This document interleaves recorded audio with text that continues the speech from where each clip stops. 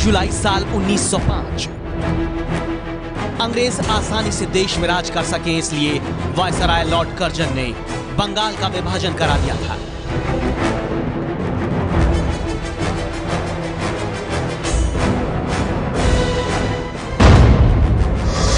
अगस्त साल 1946 जिन्ना की मुस्लिम लीग ने अलग राष्ट्र के लिए डायरेक्ट एक्शन डे का आह्वान किया था और तभी कोलकाता में धर्म के आधार पर ऐसे दंगे भड़के जिसमें कुछ घंटे के भीतर हजारों लोगों की जान चली गई।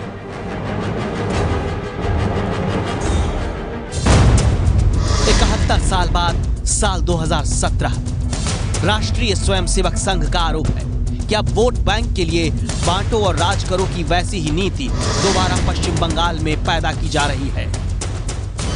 हालात 71 साल पहले के डायरेक्ट एक्शन डे जैसे हो चुके हैं। If Hindus cannot live safely in independent India, even after so many years of independence, the situation is almost like the days of direct action in the early 40s of the previous century. अंग्रेजों ने बंगाल को बांटा और राज किया। जिन्ना ने धर्म के नाम पर दंगे कराए और बंगाल एक बार फिर पट गया। क्या आज की राजनीति में भी ऐसे हालात पैदा किए जा रहे हैं जिससे कि पश्चिम बंगाल धार्मिक आधार पर ध्रुवीकरण की धधकती आग के मुहाने पर खड़ा है? पश्चिम बंगाल की राजनीति में ऐसी सारी शंकाएं पैदा हुई हैं राष्ट्रीय स्वयंसेवक संघ की तरफ से लगाए गए आरोपों के बाद। कोयम्बटूर में 3 दिन तक चली प्रतिनिधि सभा की बैठक के बाद जो प्रस्ताव आरएसएस ने पास किया है उसमें पहला आरोप है कि मुस्लिम वोट बैंक के चलते राष्ट्र विरोधी तत्वों को ममता सरकार बढ़ावा दे रही है। दूसरा आरोप है पश्चिम बंगाल में हिंदुओं की जनसंख्या में भारी कमी आई है। तीसरा आरोप है मुस्लिम त्योहारों को बढ़ावा देने के लिए पश्चिम बंगाल में हिंदू त्योहार पर प्रतिबंध लग रहा है। चौथा आरोप है मदरसों को बढ़ावा मिल रहा है जबकि राष्ट्रभक्ति सिखाने वाले स्कूलों पर कार्रवाई की जा रही है। इसीलिए आज आपको पता चलेगा कि क्या पश्चिम बंगाल में ममता वाकई केवल मुसलमानों के साथ है। आरएसएस ने जो बड़े आरोप लगाए हैं इनका सच आज हम पता करेंगे ताकि आप वोट के लिए फूट डालो और राज करो की नीति अपनाने वालों की घंटी बजा सकें। कोयम्बटूर में जब राष्ट्रीय स्वयंसेवक संघ की प्रतिनिधि सभा खत्म हुई तो सह सर कार्यवाह दत्तात्रेय होसबोले से सीधी बात की एबीपी न्यूज संवाददाता पिंकी राजपुरोहित ने और ममता बनर्जी पर संघ की तरफ से लगाए जा रहे पहले आरोप के बारे में पूछा। जिहादी एलिमेंट्स वहां हिंदुओं के ऊपर आक्रमण कर रहे हैं। सरकार आंख मूंद कर अपने संवैधानिक कर्तव्य को न निभाते हुए एक सांप्रदायिकवाद को बढ़ावा देने का कार्य वो कर रही है। इसलिए उस सरकार के विरुद्ध में हमने प्रस्ताव पारित किया है। बंगाल के हिंदू समाज इसी प्रकार यदि सरकार के रवैया रहेगी तो वहाँ आक्रोश व्यक्त होना सार्वजनिक रूप से और भी बढ़ते जाएगा और सरकार को ही इसको कीमत चुकानी पड़ेगी। आखिर क्यों संघ कह रहा है कि पश्चिम बंगाल में ममता सरकार जिहादी तत्वों को आश्रय दे रही है? इसके जवाब में आरएसएस मालदा और कालियाचक की हिंसा को सरकार से प्रायोजित होने का आरोप लगाता है, लेकिन इस मामले में कोई ठोस सबूत नहीं दिया जाता कि आखिर कैसे ममता किसी जिहादी तत्व को आश्रय दे रही हैं। ममता बनर्जी सरकार पर दूसरा आरोप है कि पश्चिम बंगाल में हिंदुओं की जनसंख्या में भारी कमी आई है। इस बात की सच्चाई जनगणना के आंकड़ों से पता चल सकती है। 1951 में पश्चिम बंगाल में जहां हिंदुओं की आबादी 78.54% थी, 2011 में हिंदुओं की आबादी घटकर 70.50% हुई है। वहीं 1951 में पश्चिम बंगाल में मुस्लिमों की आबादी 18.63% हुआ करती थी, जबकि अब 2011 में मुस्लिमों की आबादी पश्चिम बंगाल में बढ़कर 27% हो गई। पिछले एक दशक में यानी पश्चिम बंगाल में मुस्लिम आबादी 1.9% बढ़ी है। असम के बाद देश में पश्चिम बंगाल दूसरा राज्य है जहां मुस्लिम आबादी सबसे ज्यादा बढ़ी। संघ विचारक राकेश सिन्हा एबीपी न्यूज से बातचीत में कहते हैं कि मुस्लिम आबादी बढ़ने की वजह वोट बैंक पॉलिटिक्स है। आरोप लगाते हैं कि अवैध बांग्लादेशियों को ममता सरकार वोट बैंक बनाने के लिए आश्रय दे रही है। तो ममता बनर्जी के सांसद इद्रिस अली सारे आरोप खारिज करते हैं। बांग्लादेश से बड़ी संख्या में घुसपैठ पश्चिम बंगाल में आ रहे हैं। वहाँ के राजनीतिज्ञ तात्कालिक हित को देखते हुए, तात्कालिक लाभ को देखते हुए कुछ चंद वोटों के लिए ऐसे विदेशी नागरिकों को प्रोत्साहन दे रहे हैं, प्रश्रय दे रहे हैं। गलत बात है। देखिए, हम लोग हिंदू मुसलमान एक साथ चलते हैं, तो ममता बनर्जी हिंदू मुसलमान सिख ईसाई को लेके चलते हैं।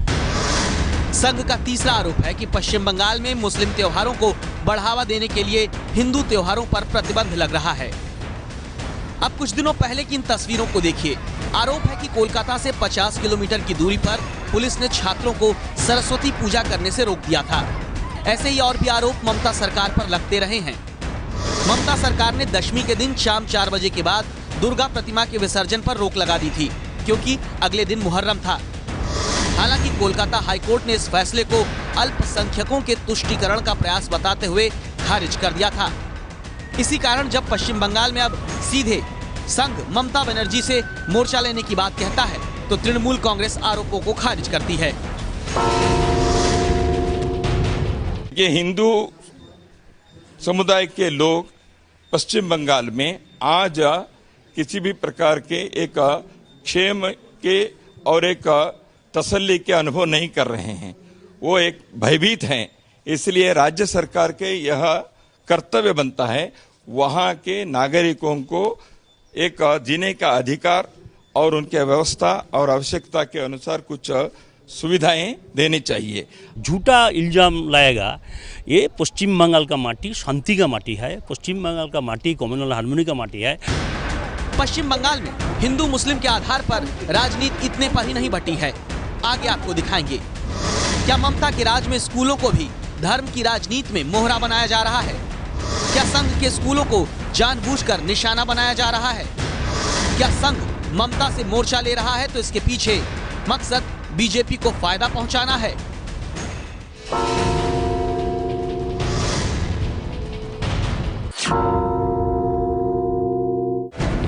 संघ का चौथा आरोप है कि पश्चिम बंगाल में मदरसों को बढ़ावा मिल रहा है। राष्ट्रभक्ति सिखाने वाले स्कूलों पर एक्शन लिया जा रहा है। यह आरोप संघ क्यों लगा रहा है? इसके पीछे एक बड़ी वजह है। सच पता करने के लिए हम उत्तर दिनाजपुरा की शारदा विद्या मंदिर पहुंचे। सीबीएसई बोर्ड की मान्यता के आधार पर चलने वाला ये स्कूल संघ से जुड़े शैक्षिक संगठन विद्या भारती से संचालित होता है। आपको बता दें, संघ से जुड़े संगठन विद्या भारती के करीब 350 स्कूल पश्चिम बंगाल में चलते हैं, जिनमें से 125 स्कूलों को ममता बनर्जी की सरकार ने नोटिस दे रखा है, इस आरोप के आधार पर कि संघ से जुड़े स्कूल पश्चिम बंगाल में धार्मिक असहिष्णुता को बढ़ावा दे रहे हैं। नोटिस का जवाब सही नहीं मिलने पर स्कूल बंद करने की चेतावनी ममता सरकार ने दी है। इसीलिए संघ से जुड़े संगठन विद्या भारती से संचालित स्कूल में ही हम सच पता करने के लिए पहुंचे। बच्चे यहां सुबह की प्रार्थना करते हुए मिले।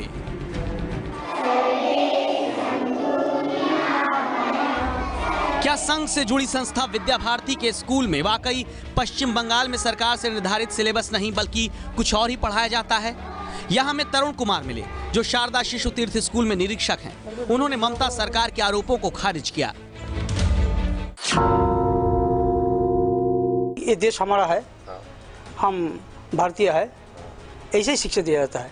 सिलेबस तो सीबीएसई का है, और जो प्राइमरी सेक्शन है शारदा शिशु तीर्थ वो वेस्ट बंगाल बोर्ड का है। ऐसे ही एक और स्कूल में हम पहुंचे। इस स्कूल को भी संघ से जुड़ी संस्था ही संचालित करती है।